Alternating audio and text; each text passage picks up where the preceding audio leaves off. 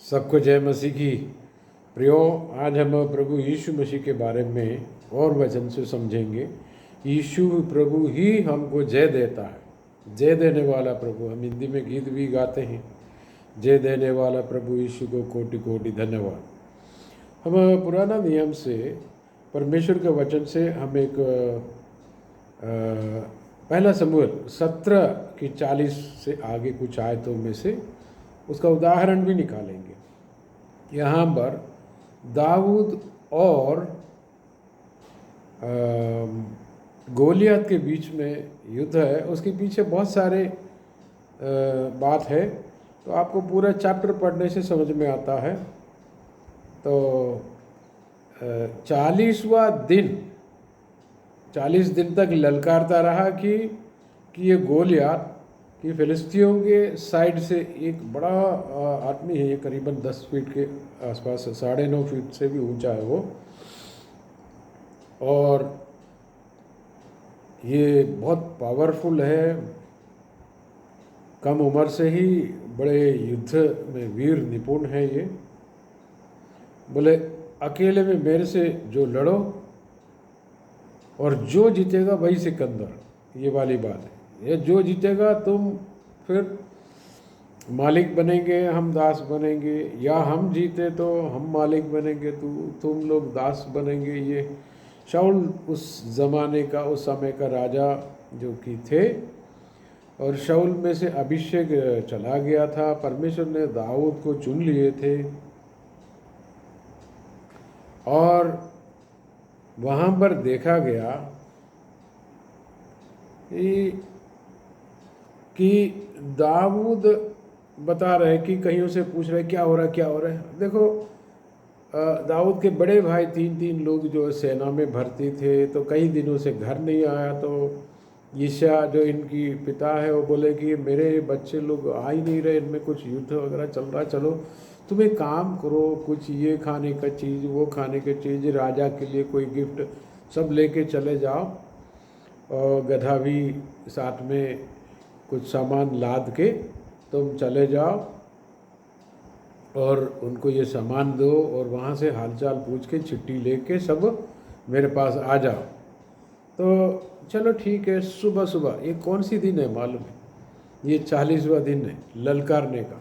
जब शत्रु शैतान जब आपको ललकारता है, यीशु नासरी आपको जो है पहले से प्लानिंग करके अभिषेक के साथ भेजता है। तो ये वहाँ कई लोगों से पूछता है कि ये जो है अविश्वासी, ये दुष्ट जन हमारे परमेश्वर की जनों को क्यों ललकारता है? क्या इधर कोई नहीं है अपने बीच में से? तो बोला कोई नहीं आ रहा। तो इस्राएलियों में से कोई नहीं आ रहा। उनका हाइट और ये सब देख के सब लोग भाग रहा। तो बोले मैं जाऊँगा।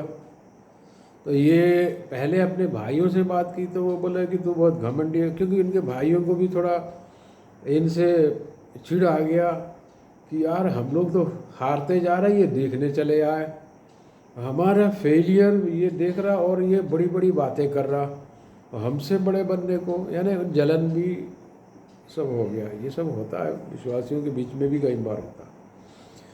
सो इसने एक से दूसरे से जाके पूछा भाई क्या मिलेगा?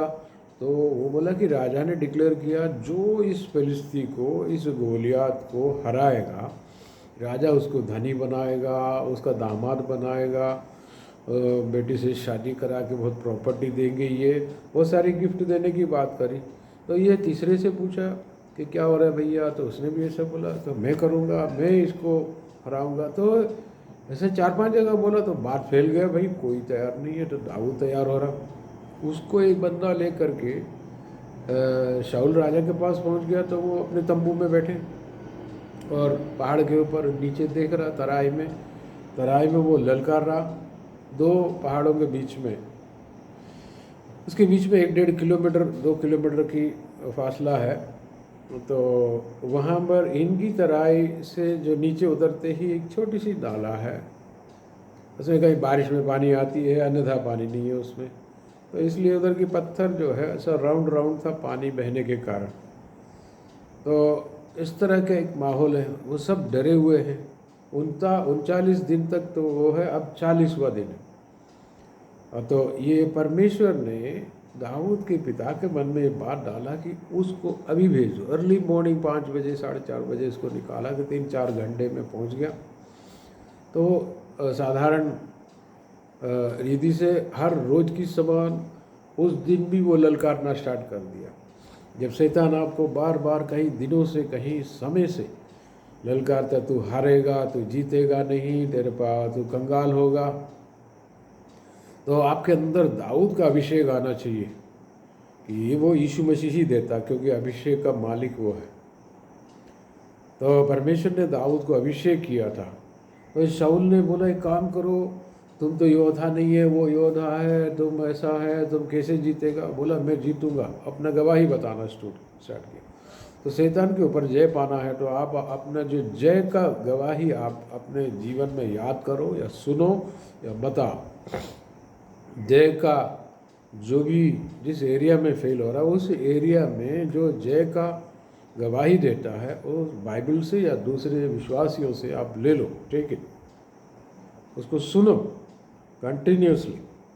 दाऊद ने बोला जब मैं पिछले साल ऐसा कर रहा था, भेड़ बकरी चला रहे थे, तो जंगल से एक रीछ आ गया है, तो मैंने वो सब मेरे भेड़ बकरी को पकड़ रहा था, तब मैंने उसको फाड़ दिया।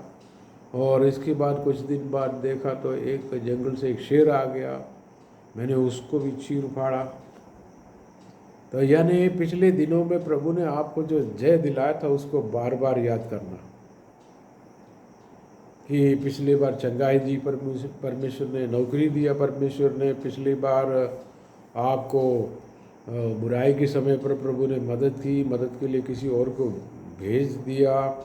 जब एग्ज़ाम लिख रहे थे प्रभु ने बुद्धि दिया, और तरह तरह की दिक्कतों के बीच में प्रभु ने आकर आपको मदद की, जय दिलाया, जय देने वाला प्रभु। और शाऊल को फिर भी दिक्कत हो रहा था, तो बोले एक काम करो, तो वो युद्ध में वीर है, तू तो बालक है, लड़का है, 16-17 साल का है, एक काम करो, मैं जो पहनता हूँ जैसे बड़ा हेलमेट और ये और झिलम ये वो सब जूता सब पहनो, और शाऊल राजा का जितना भी आइटम है इनको दे दिया। तो लेकिन इनसे बनता नहीं, बड़े हेवी बर्डन है, चलता फिरता नहीं बनता।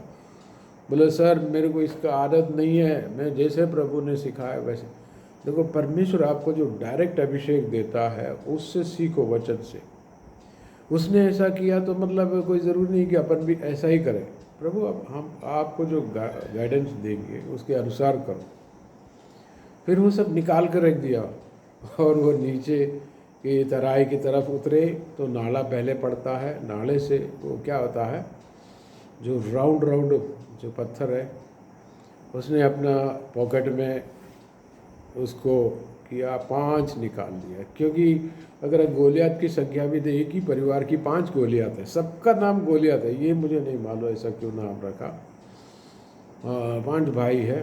तो बाद में इसकी स्टोरी है, अगर आप बाइबल पढ़े, शमूएल या राजा सब पढ़े, तो उसमें है कि इनकी ग्रुप में से, दाऊद के ग्रुप में से एक एक जन जाके एक एक गोलियत को मारता है। बाद में उनके भाई है, जैसे कि ये 9-9.5 फीट का ऊंचा वाले है, वो भी कोई दुष्ट आत्मा का काम होगा। तो सब इस तरह की लोग पैदा हो रहा, जो भी हो एक्चुअली ये दुष्ट आत्मा को दर्शाता है।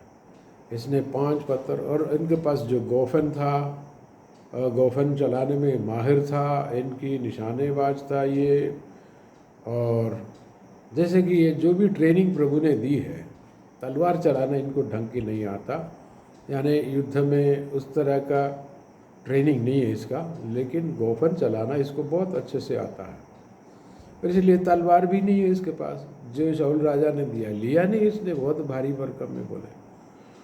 और उसको देखे फिर आप अगर यदि इसको पढ़ेंगे, सबसे पहले क्या करता है, ज़ुबानी जंग चलता है। तो यू नीड टू स्पीक, परमेश्वर का वचन को बोलना। शैतान आपका मन में बोलता था तू जीतेगा नहीं, तू हारेगा। कैसे बोलता है, कभी कभी वो ऐसा भी चालाकी करता है, तू जीतेगा करके बोलने की बजाय वो फर्स्ट पर्सन यानी कि जो आकर बोलेगा मैं नहीं जीत पाऊँगा, मैं हार जाऊँगा। तो कई बार आप जो सोचते हैं मैं अच्छा नहीं मैं हार जाऊंगा, मेरे पास वो ऐसा नहीं है, मेरे को कुछ। एक्चुअली शैतान आपको आपसे बुलवा रहा है, वो खुद ही बैठकर बात कर रहा है, वो है ना। याद करो, इसको याद रखना। 40 आयत में लिखा, वो पहला सामुएल 17 का, तब उसने अपनी लाठी हाथ में ले नाले में से 5 चिकने पत्थर छांट कर अपनी चरवाही की थैली, जो पॉकेट है, उस ज़माने है, पुराना ज़माने है, 3-3.5 हज़ार साल हो गया, पत्थर चरवाही की थैली अर्थात अपने झोले में रखे और अपना गोफन हाथ में लेकर फिलिस्ती के निकट चला। और फिलिस्ती भी मैदान से इनके पास आ रहे थे, दोनों चल रहा। और फिलिस्ती चलते चलते दाऊद के निकट पहुंचने आसपास में आने लगे तो उनको बहुत निंदा किया। और उनका ढाल लेकर एक बंदा इसके साथ आता था, इनके साथ कोई नहीं था, लेकिन ये प्रभु यीशु था। उसने दाऊद को देखा, ये 5 फीट का, 5.5 फीट का है, मैं तो 9-10 फीट का हूँ करके घमंड करना शुरू की। शैतान अपनी महिमा करता है और अपने भगवान की जो भी नाम लेके दाऊद को कोसता है, बोले आज तू मर जाएगा, मैं तेरे को मार दूंगा, ख़त्म। इस तरह शैतान बहुत आपको नेगेटिव बोलते हैं। तो स्पीक द वर्ड। यीशु मसीह हर एक युद्ध में वचन को इस्तेमाल किया। यीशु मसीह से 40 दिन उपवास के बाद शैतान ने उनकी परीक्षा ली कि ऊंचाई पर ले जाकर बोले नीचे कूदो, या एक 40 दिन के उपवास के बाद एक राउंड वाला जो भी पत्थर होगा इसको निकाल कर दिया और बोले इसको रोटी बना लो, तेरे पास बहुत शक्ति है। तो प्रभु ने उनको बोला मनुष्य केवल वजन से नहीं, परमेश्वर की सामर्थ्य से जीते हैं। फिर बोले उसको ऊपर से कूदने को बोल रहा, तो बोले तो परमेश्वर का परीक्षा ना लेना, वो भी सब वचन से है। ड्यूटरनोमी उसमें लिखा है सब। और इसमें फिर वो बोलता है कि मेरा दंडवत करो, देखो देखो संसार की महिमा देखो, मैं सब तेरे को दूंगा। तो प्रभु उधर भी कि केवल परमेश्वर की आराधना करना लिखा है ना। ये सारी वचन बोलकर यीशु जीता है और उसको डांटता है, शैतान भाग जाता है। जुबानी जरूर, तो वचन बोलना ज़रूरी है, तो वो जीत लाता है। गॉड गिव्स यू विक्ट्री, परमेश्वर आपको जय दिलाता है। जय देने वाला परमेश्वर की हम सेवा करते हैं, उस अभिषेक आपके ऊपर आने पाए।